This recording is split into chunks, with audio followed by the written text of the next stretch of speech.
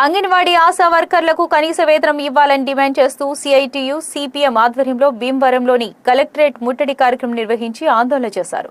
జిల్లా నలుమూలల నుంచి పెద్ద సంఖ్యలో వచ్చిన కలెక్టరేట్ ఎదుట ఆందోళన చేపట్టారు. ముందుగా వీరందరూ కలెక్టరేట్ కు చేరుకునే ప్రయత్నం చేసినప్పుడు తిరుమల విద్యా సంస్థల వద్ద పోలీసులు అడ్డుకున్నారు. అక్కడ రహదారిపై కొంతసేపు బయట ఉంచారు. సిఐటియు నాయకులు మాట్లాడుతూ అంగన్వాడీలకు కనీసం 26,000 వేతనం ఇవ్వాలని డిమాండ్ చేశారు. కొంతసేపు నినాదాలు చేసిన తర్వాత బారికేడ్లతో తోసుకొని నేరుగా కలెక్టరేట్ వద్దకు చేరుకున్నారు. అయితే వీరు గేటు దాటి లోపలికి వెళ్లకుండా అక్కడ మహిళా పోలీసులు అడ్డుకున్నారు. చివరికి అక్కడే నేలపై బైఠాయించి తమ ఆందోళన కొనసాగించారు. తమ సమస్యలు పరిష్కరించాలని డిమాండ్ చేశారు. మొత్తం అందరికీ అన్ని రంగాల వాళ్ళకి కూడా కాబట్టి స్కీమ్ వర్కర్లకు కూడా సంక్షేమ పథకాలు అమలు అయ్యేలాగా చూడాలి. దీంతో పాటుగా యూనిఫామ్లు ఆశా వర్కర్స్ కానీ మధ్యాహ్న భోజనం కానీ యానిమేటర్లకు కానీ ఎక్కడ కూడా యూనిఫామ్లు లేవు. అంగన్వాడీలకు ఇచ్చారు, అది అసలు యూనిఫామే లేదు. గంటకొక యూనిఫామ్ మారుస్తున్నారు.